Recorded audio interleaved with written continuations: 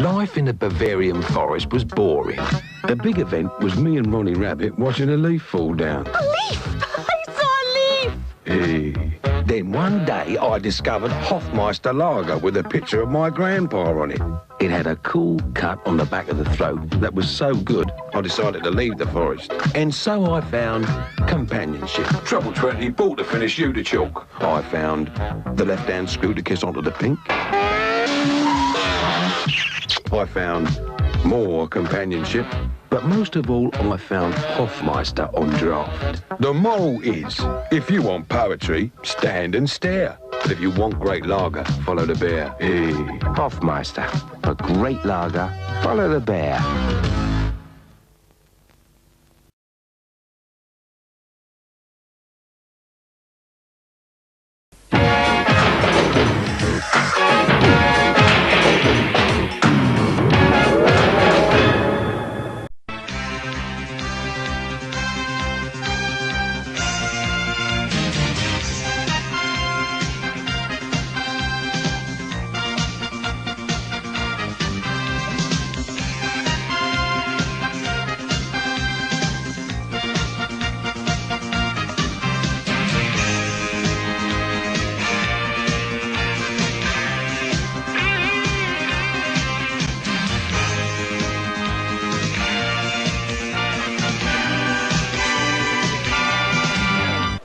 Gentlemen, you've had your instructions in the dressing room. You know what I expect. Follow my instructions at all times. Be careful with your heads in close. And remember, defend yourselves at all times. Touch gloves, good luck. Ladies and gentlemen, 12 3-minute rounds, and this is the WBO Bantamweight Championship of the World. Zolani Tete, Richie, is looking here to lay down something of a statement. He wants a unification battle against the Belfast hero Ryan Burnett, trained by Adam Booth. He is, in a lot of people's eyes, currently the world #1, Tete, but he's also been one of the great avoided fighters. I think very much so, John. He's an avoided man indeed. Oh, and that's the reason why. Goodness me, first punch of the fight, and it's all over. He's knocked him unconscious. The fight is all over with the first punch of the fight. Extraordinary shot from Zolani Tete. Medical men straight into the ring. Let's not forget either, John. Here's the fight as it happened. First punch he landed, first and shot. down he went. Yeah. As they come together, let's have a look at it. Just a right hook around the guard, isn't it? There it was there. Whipped that shot in. There you go. Gagne looked like he was trying to land a shot of his own. Oh, he just dropped his hand slightly, didn't he? And he just whipped it around the guard of Gagne. Oh, what a punch. What a shot. What a punch it was.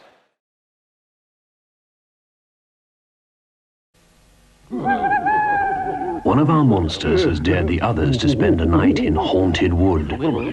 They've got some monster munch, the only snack big enough to see them through the night ahead. Of course, they're too big to be scared, but even big, brave monsters get frightened. Sometimes. And this is one of those times. So it was all a big trick. Wasn't it?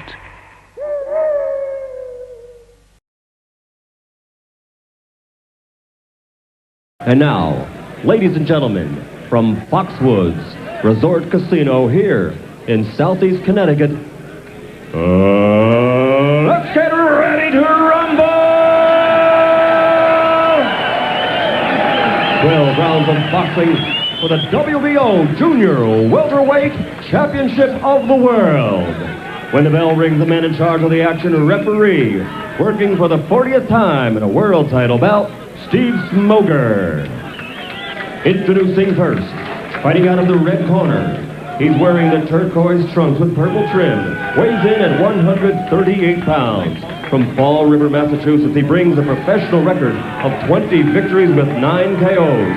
Only 3 losses in his career. Ladies and gentlemen, introducing the challenger, Sucra Ray Oliveira.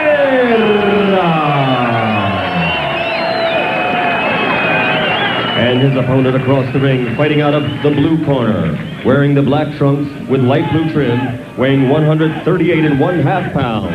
from Azusa, California. His professional record, 18 victories, only 1 defeat, with 1 draw, 11 KOs to his credit. Presenting the WBO Junior Welterweight Champion of the World, Zach Attack Padilla.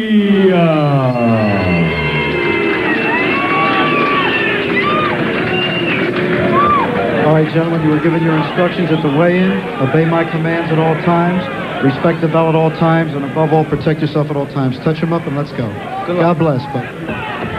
Ray Oliveira, who a moment ago I took a look at him and we sort of caught each other's eyes, and he looked a little bit nervous to me, to be very honest with you. A lot of fighters do. It's not to say he's not going to be ready to fight. It may just take 1 punch to get him into it, but he does look a little tight right now. You were looking at the moment of truth with him. Zach Padilla, on the other hand, this guy's just all business, and his whole ethic is hard work, and he brings that into the ring. And somebody who tasted success late in his career and has handled it well. Sometimes it's better to get success late. He's 30, and he's not nervous before his fights. He's been around. Took 5 years off, and he said, very simply, he said, I just wasn't happy the way things were going. I wasn't happy with my management. I wasn't happy with my training. I needed some money. I had to go to work. And talk about money. You labor all those years for almost nothing, and then the last 2 months of this year, he makes $150,000 in a 2-month period. And for somebody who labored for years, it's a tremendous accomplishment. It really is. Both these fighters, like likable guys, and we say that it seems every week, but it's actually true about this sport. I work with a lot of different sports, nicest athletes, most obliging athletes I've ever dealt with fighters. They're very open, they're confident, and pretty amusing. Nice shot, double shot, left hand and an uppercut with the left hand from Oliveira. Fight up-tempo from the opening bell. And we'll see if we come up with the swarming and the rapid volume of punches as these guys get warmed up. Oliveira got him going backward that time. That's significant. Pretty good body shots. He said he would move on angles and then try those countering blows.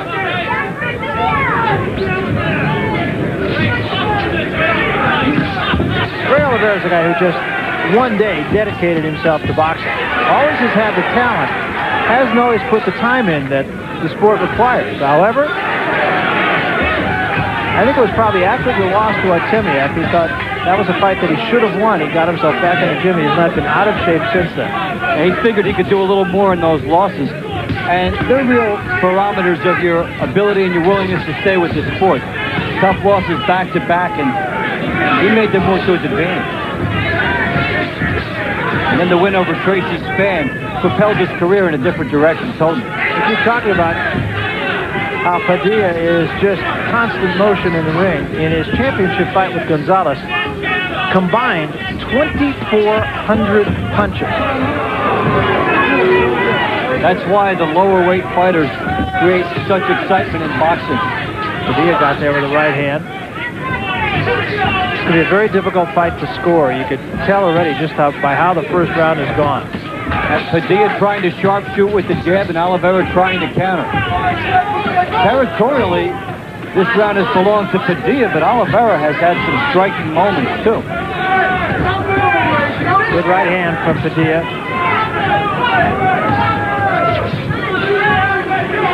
Coming to the end of round number 1, and I think you could sit back and be assured that this is going to go on for 11 more rounds.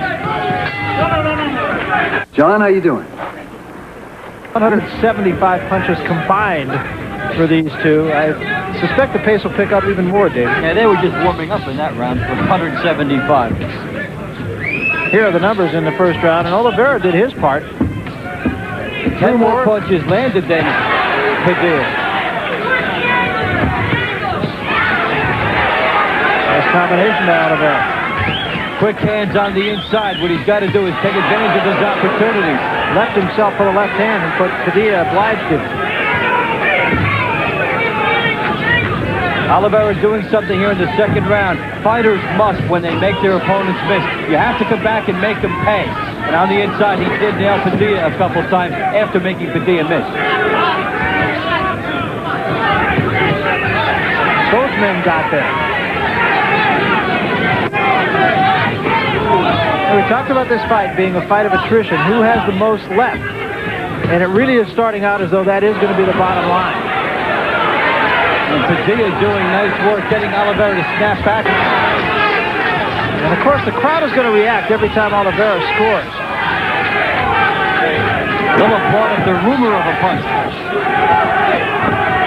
And there are times that can act as an influence on the judges. And that's what the home boxing ring edge is all about, when the promoters negotiate and see where they're going to stage the fight and give the guy more for going on the road. Oliveira giving him a lot of angles, and that's something that he said he was going to do. He said he needed to do. Now, we've got an interesting contrast already, because Oliveira looks like he's been a little more accurate, but Padilla looks like he's been crisper and harder in his punches. Clean, good.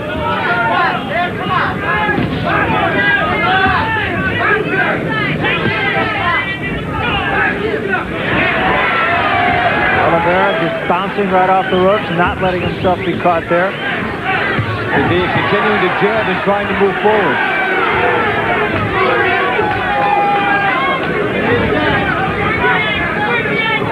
Not only is this a frenetic fight, but it's a tactical fight as well. Yeah, because the punch volume you're seeing is 6 in a row, then stop, 5 in a row, then stop, and look for the next angle. It's not just 20 bombs all at one time.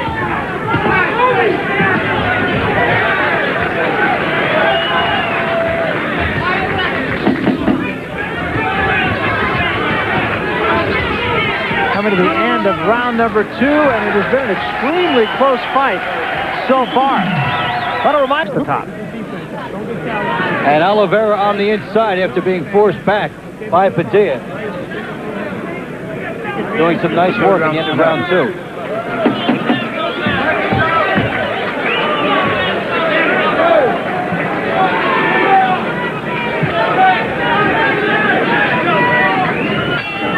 So we start the third round. Ray Oliveira in the blue and purple trunks, and Zach Padilla, the champion, black trunks with a blue band.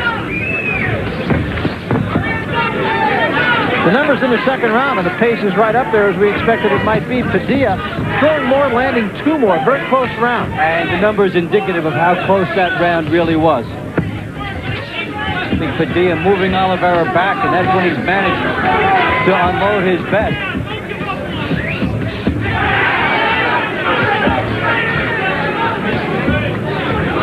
I wonder if Oliveira can win this fight backing up, even though he's turned into some nice shots that way.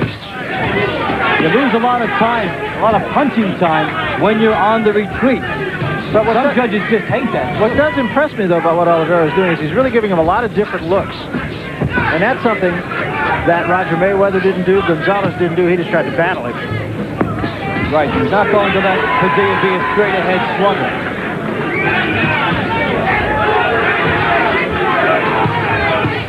You've got 2 fighters thinking attack. Padilla moving forward, and Oliveira ducking and then attacking even when he's on his heels. Nice uppercut by Oliveira. Now Oliveira, as you pointed out, he's not going to generate a lot of power with that because he's throwing punches off his heels. He's throwing punches where you can't really set down on it. But nonetheless, it's an effective game plan. They count. If you make up your mind beforehand that the fight is going to go all the way anyhow, it pays to go for those points. And, of course, I hasten to point out that Zach Padilla just fought in the middle of November. He had to go all the way to Italy to do it. You heard him talk about having a little jet lag. That was less than a month ago. And it was an intense fight, even though he came away from it unscarred, etc. It's still a tough battle.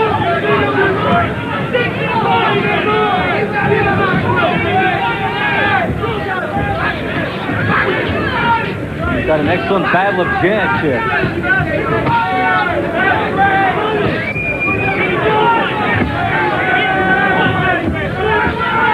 Some interesting scoring points will be brought up by this verdict.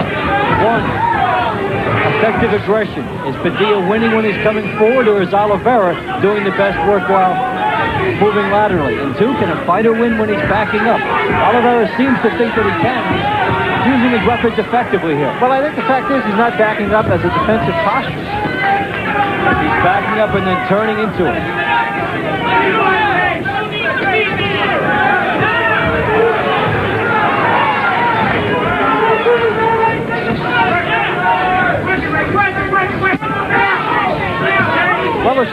behind us pretty much as it has been, as the pace is high, as we expected it would be, and a very close fight. Panasonic presents. After a series of shots, he turns and gets it in. And Ray Oliveira comes out for round 4 with 7 jabs. Well, Padilla threw 127 punches in round 3. Oliveira 102. Both over the century mark for the round. It's exactly as advertised. Padilla now with a slight edge, and both in punches thrown and punches landed, but it is a close fight. Now, this is a volume fight. These are not heavy punches being landed here, but both fighters agreeing that they have to be active to take it. Both fighters cranking them here, too. Each man has probably taken the other's best, even at this early juncture. And now we're seeing a shift in strategy with Padilla on the inside. Oliveira staying there with him and inviting him to make this a body shot attack. I think Padilla's had the advantage of this so far. That's what Padilla's corner wanted. They talked to him about that between rounds. Well, I think Oliveira's been a little sharper with the jabs than maybe they thought he would be. So now they're saying to Padilla, try a different strategy, go on the inside, be flexible. Some pretty good shots from Padilla. And so far in round 4, Padilla has managed to smother Oliveira's shots by getting inside. And the one thing about these punch volumes is, if you're willing to dismiss power, you can throw many more punches than normal. You can come quicker and they can be shorter.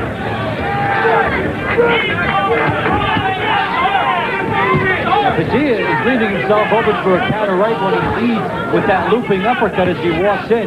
But Oliveira has had that sort of peekaboo defense and hasn't seen it.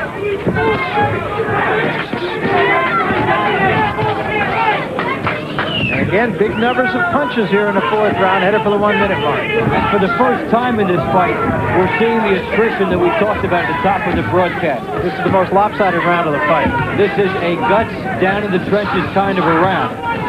And it's also a round, at least from my viewpoint, that Padilla is clearly winning. And it's the first round I think you could say either man is clearly winning. Well, you'll see an edge for Padilla because he's got good range in here. Whereas Oliveira is a little smothered on the inside. He can't get the range on his shots. He's got to step back to get his punches together. Yet no matter who wins the round, there are times when it becomes a little mano-a-mano inside. No matter who wins the round, fighters think they have to prove something to the other person. Padilla is a heavier-handed puncher, but that's not to say that he's a guy who's a huge threat to get you out of there. When he does, again, it's not with one punch, it's with a cumulative effect. Good round for Padilla. A decided edge for him in the 4th round. We'll be back to Foxwoods after this. In today's ever-changing punches he threw, that is a record for the guys, our punch profile guys, Logan Hobson and Bob Kenobi, who have been doing this for many, many years. That is the most punches thrown in a single round in a professional fight since they've been doing it. We go back, I think, about 10 years with those guys. Not to mention the 75 punches that he landed 75 punches. That is also a record. Well, that makes him the Denver Nuggets of boxing. Fast break style and let them go, and he was on the inside.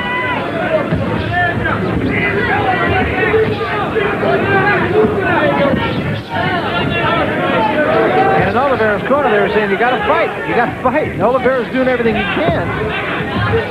But so far, he's in there with a machine. And that throws 155 punches. You can expect it to be a little passive. Yeah. 75 or 80 looks passive. And I would look for Padilla to continue that strategy to be on the inside. It makes it an easier fight from a stamina standpoint, and that you can get inside, shorter punches, get more off. On your card, a 2-point fight. Oddly enough, that's what I have. 39-37 for Zach Padilla. He may have had a short edge in the one of the close rounds, and last 2 rounds have been pretty good for him. And you can see the veteran Padilla is, he doesn't get carried away with how good of a round he had last time. He comes right back and knows this is another battle, another round to win. Yeah, some fighters think in terms of power, others think of it round by round. I think that's true, and he's also a guy, I've seen him fight several times, I've never seen him take a round off, which a lot of fighters do when they throw a whole bunch of punches. A lot of fighters have to if they want to conserve themselves, especially somebody in their 30s. Right now, this is really vintage Zach Padilla. Stay on top of your man and just wing punch.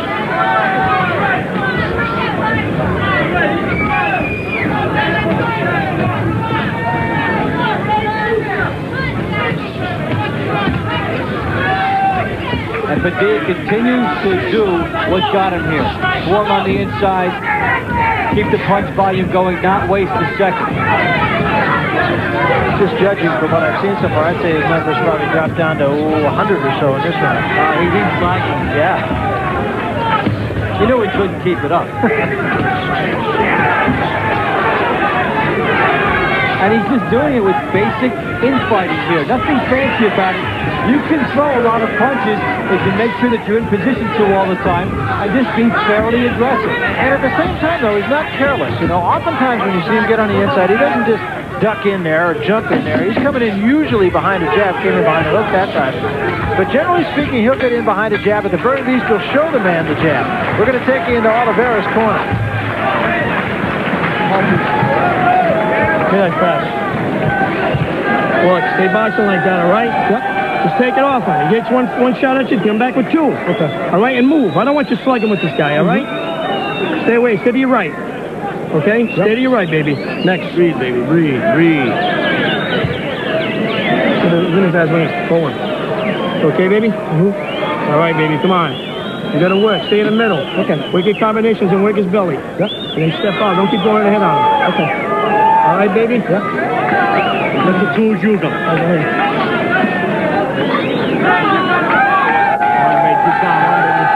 Well, it's interesting advice, and I think it's probably the right advice. They don't want him to get into a corner battle and on the inside. They want him to move. We talked about earlier the adjustment that Padilla had made, and it's got Oliveira's corner worried, justifiably so. Padilla, 109 punches in the last round. Oliveira actually threw one more. We told you Padilla was still. Yeah, I think. Now we'll see if Ray Oliveira can do what his corner suggested. As we look at the numbers through 5 rounds, that is remarkable. Both averaging well over 100 a round. Imagine landing 143 punches after 5 rounds and being blown out. Of course, it's the severity of them that count too, and that's what the judges are looking at. Padilla, meanwhile, imposing his will on Oliveira here, again getting inside. And that's been the best tactical adjustment in this fight so far. Padilla transferring the fight to inside quarters. I would imagine, too, it's got to be very frustrating fighting Zach Padilla. I mean, you never have a chance to step back and take a breath. No, and you have to step laterally and take a breath. Now, we saw Oliveira before on the outside, moving laterally, and maybe some of these body shots that he's been hit with have slowed Oliveira down because he seems willing to stand in front of Padilla, and that's not the way you fight him. That's the mistake Roger Mayweather made. He's a real pest, Padilla. I mean, he's just there. Every time you open your eyes, he's there.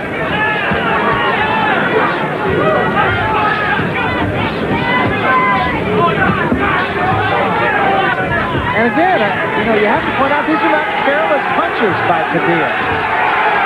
Oliveira gets him on the ropes, so this is much ado about not very much.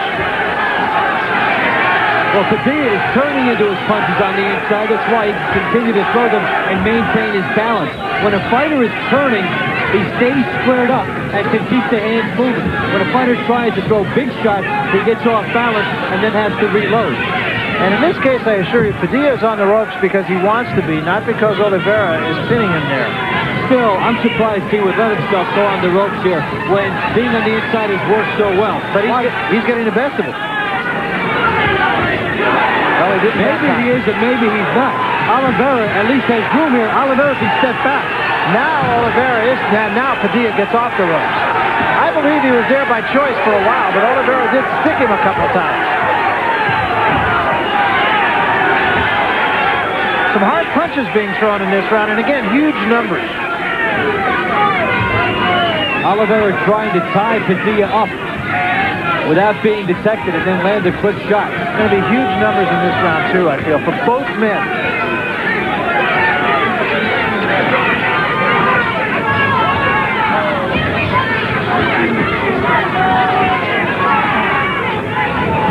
And we come to the end of round 6, and this fight has been absolutely as advertised. An outstanding battle for the WBO Light Welterweight Championship. We'll be back.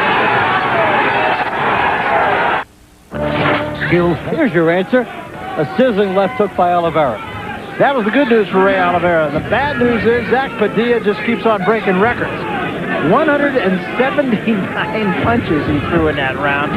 Truly remarkable. He should have just broken it by a couple, because then he could have broken it again. Instead, he shattered the record, and 78 of them got in. And how about Oliveira?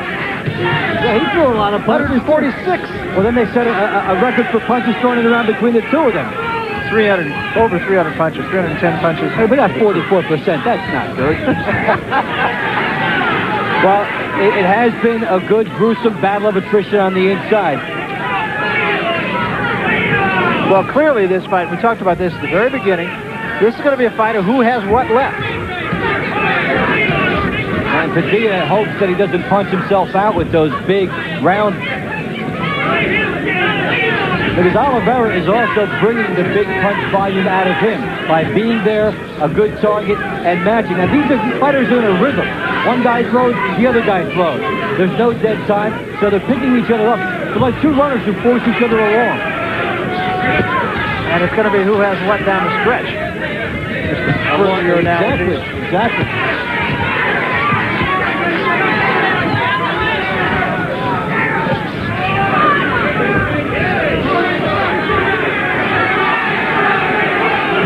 It's a little surprising still that Oliveira has not adjusted from that outside style. Probably a big reason is that he's throwing more punches himself than he was earlier in the fight, and probably thinks he's doing a good job in there. Well, and by most standards, he is.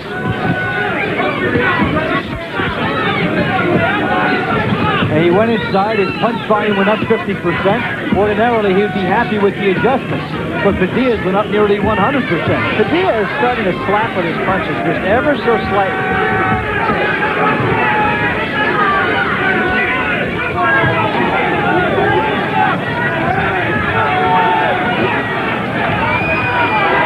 Didn't slap with that one, but he took a right hand from Oliveira. The left hand from Padilla. And a combination from Padilla.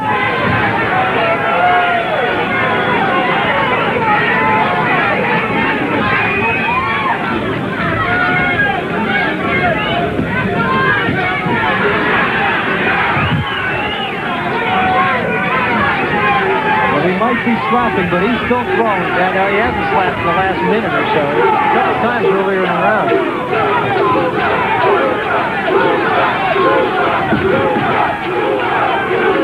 It's going to be another huge round.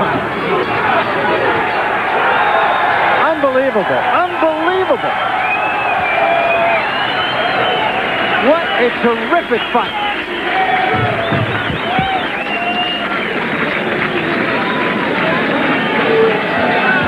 Eddie, hold it back. Come on, go hold it back. Give me this. Thank you, Brad. Dropped off that round, only 152 punches for Padilla. It's really remarkable.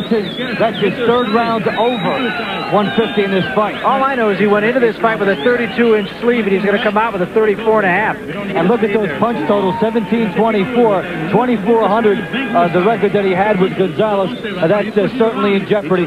Shows you a lot of things. One, how the pity-pat punches figure into about two. Not always setting things up, but they count. Padilla, when he was rocking back, turned into his shots, lands the left hook, then the right hand coming across, and Oliveira answered. You know, the other thing that I find significant, Dave, is the fact that I didn't notice Padilla even breathing heavy in the corners. Now, he's used to this. And it also shows a fighter can throw numerous punches like that when many of them are short. When you're on the inside and they're short, they're thrown technically correctly, and to keep your balance, it takes less out of a fighter. Because many of these are not big shots. A little bit of swelling around the left eye of Padilla. Look at these numbers through 7 rounds. I mean, this is really stunning. And there's something else going on there, too. Padilla's percentage of landing is going way down. Way down. It was 44% a couple rounds ago. Now it's 39%. Not only because of the big volume, but he's tired now, and they're missing. It would figure as this fight would go along, you'll see a lot more attempted and miss shots than you're going to see landing. But the fight right now is being fought at the pace and the tempo and in the part of the ring that Zach Padilla would like. This is for the WBO Junior Welterweight Championship. Zach Padilla in the black trunks with the blue stripe. Ray Oliveira in the blue trunks with the purple stripe. It has been action from beginning to now, and don't you know, to the end. An inordinate amount of punches being thrown by both men. Fighters with whirlwind punching capabilities, and what also helps this is that they're not punchers. These are not knockout artists. Two fighters in there who are not going to put fighters away, and therefore they can withstand more, and they want to throw more because their confidence is up.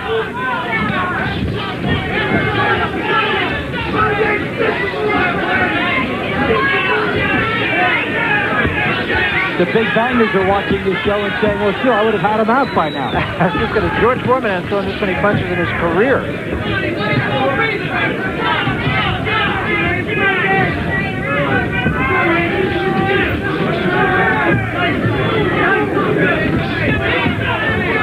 Well, it makes for a very entertaining evening, which we expected it would be, but it's nice to have one that is exactly as you expect it will be. And you're going to see the fighters, I think, with a lot of guts over the last 4 rounds.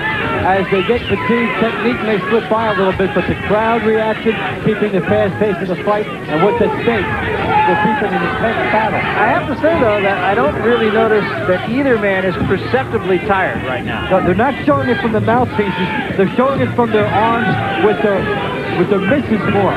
They're going over the top a little bit more. They're not setting themselves as much to get their shots off, and they're looping their shots now instead of being compact.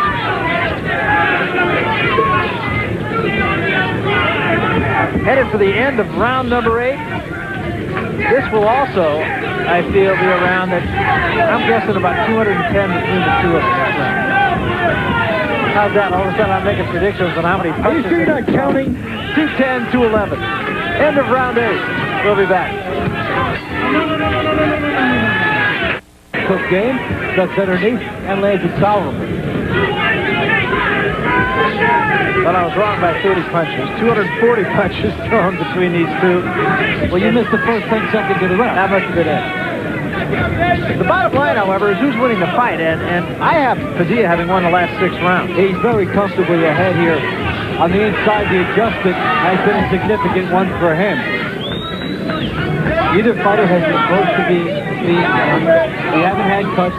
In some cases, it's looked like a pillow fight, a slap-happy affair, and they're going to keep this pace probably right to the final bell. However, I think Oliveira should have adjusted and gone back to the outside. Coming in has been his undoing. A little bit of swelling, as you mentioned, on the left eye of Ray Oliveira. In the early rounds, Oliveira had his jab going on the outside, and he was able to cut off the jab of Padilla and frustrate him a bit on the inside. Padilla couldn't get all of his punches through. But when they got close, Padilla's accuracy increased, and he decided to throw more because Oliveira was so close to him.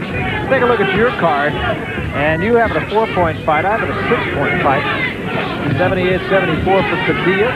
In either circumstance, Oliveira would have to win every round, even just to get a draw, in which case Padilla would keep his title. So Oliveira needs a knockout to become the title holder. At least on these two unofficial scorecards. Oliveira's starting to show a little bit of fatigue right now. Well, some of the adrenaline and emotion might be wearing off now as Padilla has established a pattern of grinding it out on the inside. Nothing fancy and spectacular, just workmanlike. Which is exactly his personality. All business, didn't say too much today, stays in one gear in the ring, and for somebody who fights a lot, that's an important trait. And the one gear is overdrive. He really goes in there and figures, I'll take your heart away or you'll take mine. Lends itself to the Rocky music, doesn't it? It certainly ties in. In his case, also a very blue-collar approach today. Fights on the road, doesn't make any big spectacular entrance, doesn't say anything inflammatory, just comes in and fights. No, in fact, these two, they were very cordial with each other, as I'm sure they will be after this fight. I'm sure there's a great deal of respect between these two. And we keep waxing about Padilla. Let's take nothing away from Ray Oliveira, who has come in here with an idea and has executed it to the best of his ability.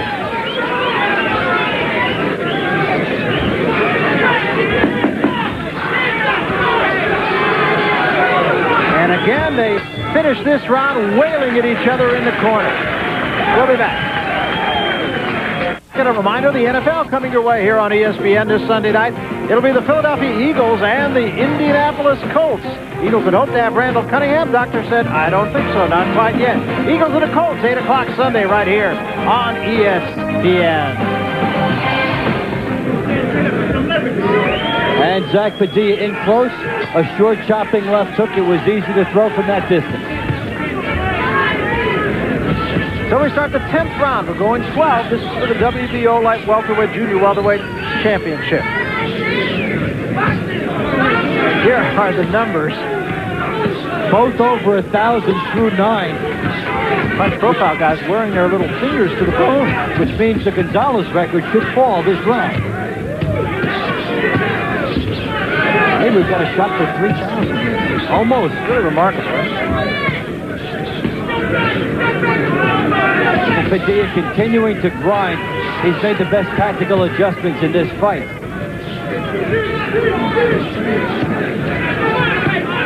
Oliveira inexplicably moved on the inside in round 4, and Padilla has taken over since then.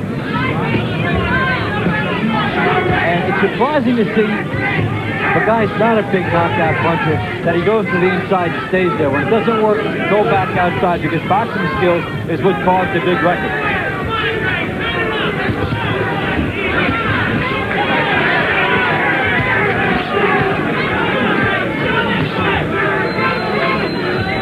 A lot of heart in this fight, I'll tell you that.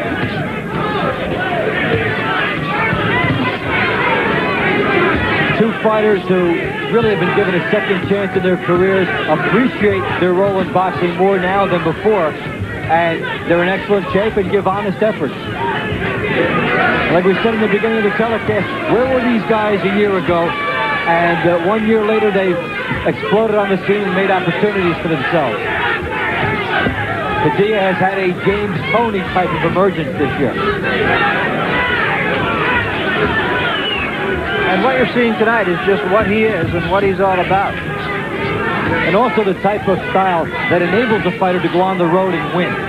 No nonsense, doesn't get changed up by anything. He's the kind of guy, too. I'm sure Roger Mayweather looked at Zach Padilla and said, I'll take this guy. He's not a big knockout puncher, no problem. I think guys going to look at him now, and knockout puncher or not, they're going to want no part of him. Of course, he's a champion now, and everybody wants a piece of the title.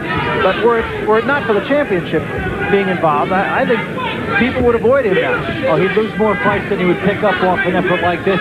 Fighters who are tuning into this and will take him on in the future will vow to move laterally more and stay on the outside more. Not to mention getting the gym more. Yeah, and hope that the fights take their toll through the years. Padilla says he likes to fight often, and despite the fact that he cranks all those punches, he said, that's my style, and I'm dancing with him. Coming to the end of the 10th round, neither man taking a backward step. Back with more from Foxwoods and Ledyard after this. Here, landing short from on the inside, making Oliveira miss, and then taking him to school here. That's why some punch numbers are different than others. And we have broken the 2,400 mark, 2,466. But as Padilla is showing you there, a defense can still be involved despite the high numbers. Numbers in the 10th round. Padilla at 140 and landed 44%. Oliveira again. I mean, there's no reason for Oliveira to put his head in the sand. 101 punches. Accuracy not so good. And that's 4 rounds for Padilla of 140 punches or more.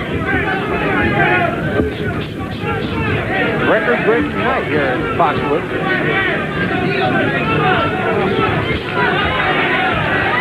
It's a tribute to many things, the conditioning of these fighters and the fact they're not big bangers, and also the fact that their styles accommodated one another tonight. They came inside and they both had a similar idea.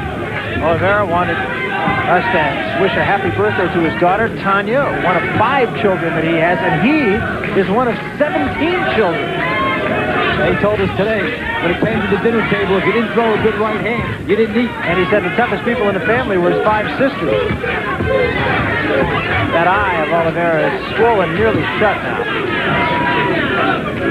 I think as the rounds have gone by, Oliveira's hands have dropped, even though he's still throwing punches, and that eye area has become vulnerable to the short jabs of Padilla. They told Oliveira, he just stepped on his foot that time. They told Oliveira in the corner, don't stay inside with him. Get outside and box, and that's what he's trying to do. They could put that message on tape. They've been saying that since the 4th round, that they can't make him go outside, and he cannot will himself to go outside. He is doing a little bit more in this round, but as a result of that, his production has gone down. It was the body shots of Padilla, also the fact that Oliveira has become a slugger of late. 4 knockouts in his last 5 fights. He wanted to be aggressive. He wanted to really outwill Padilla on the inside. But he just didn't get out of that fast enough. Oliveira clearly trying to box Padilla here. And I'm sure the punch numbers will go down in this round as a result of that.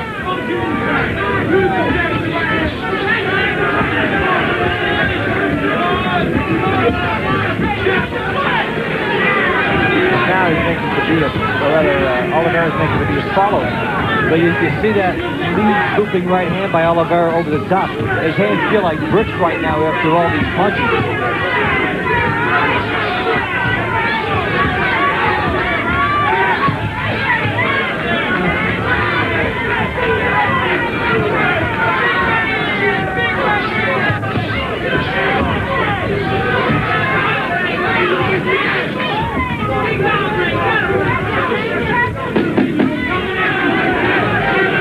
Of round number 11.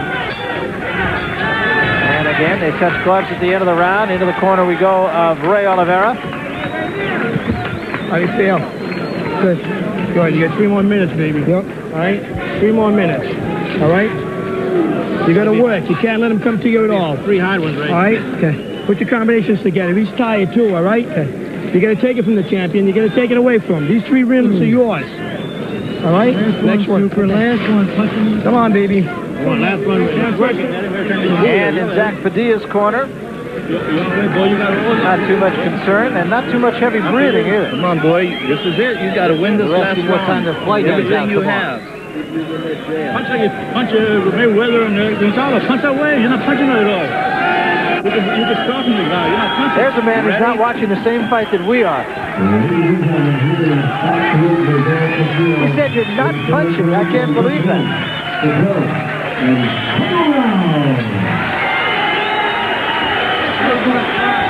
Final 3 minutes. We knew they would tire. At the first round of the fight, they both been under 100. But not by much. Look at these numbers, will you? 649. Is that right? How's my math? Right to the letter, I'll tell you. We've got an outside shot of the 3,000 if they step it up. Well, in Padilla's corner, they were saying you got to win this round. I find that hard to believe, but I suppose stranger things have happened. One thing about fighting on the road is you never take it for granted, and that's exactly how they wanted to keep going.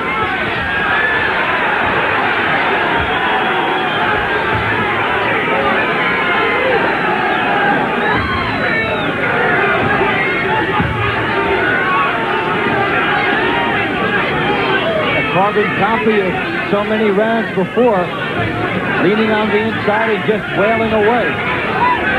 And your card decidedly for Padilla, mine even more decidedly for Padilla. I've actually only given Oliveira 1 round.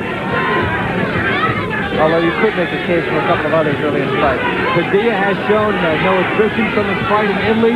He can come back quickly. He stays in shape. And a testament to what fighters can do if they stay in the gym and remain focused in between fights.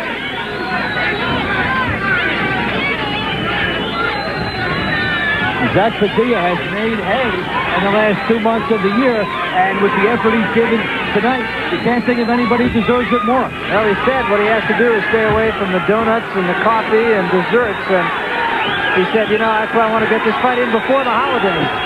You see the $1 million paydays, but there are so many fighters who get 1,000 at a time, and Padilla raking it in. This crowd loves this fight. As well they should. This has been a wonderful fight. This, folks, is what Top Rank Boxing is all about. 2 guys fighting their hearts out. Inside a minute. You could put this thing on tape, you bottle it, you've got something very special. It's an instructional film about how to stay in shape and really just how to wage an excellent battle. Might not have to look too far for our fight of the year. And I'll tell you what, we talked about the 3,000 mark, and the way they're both throwing punches, it's going to be pretty close to it.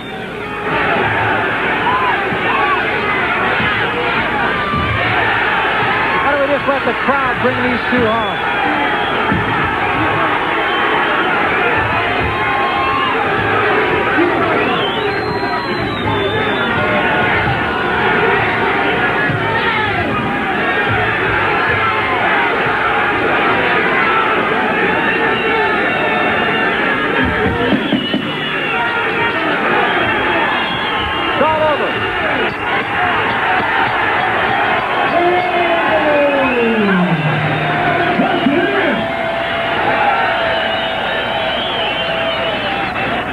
And Zach Padilla finishes the fight, listen to this, with 200 punches. He was saving it all for the end.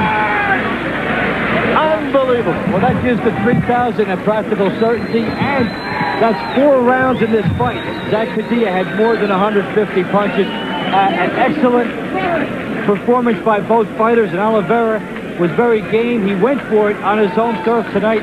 And if you told him beforehand, you'll throw this many punches, you'll fight like this, he would have taken it. Absolutely. And Ray Oliveira, you know, by no means has to hang his head. I'm going on the assumption that Zach Padilla has retained his title here. Ray Oliveira is going to be back. He's going to get more shots than he's deserving of them. Yeah, because he really fought in a hungry manner tonight.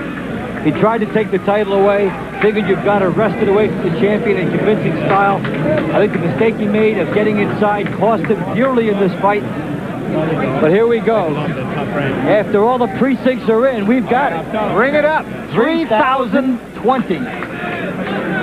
That is truly remarkable. Not only breaking the record, but by 800 punches over the Gonzalez fight. Absolutely amazing. And I think the thing that makes it even more amazing and really puts an exclamation point on it, for Padilla, 200 in the last round. That's astonishing. You try to find that anywhere else. And you try to find somebody that will duplicate that for a long time. Really remarkable. Really remarkable.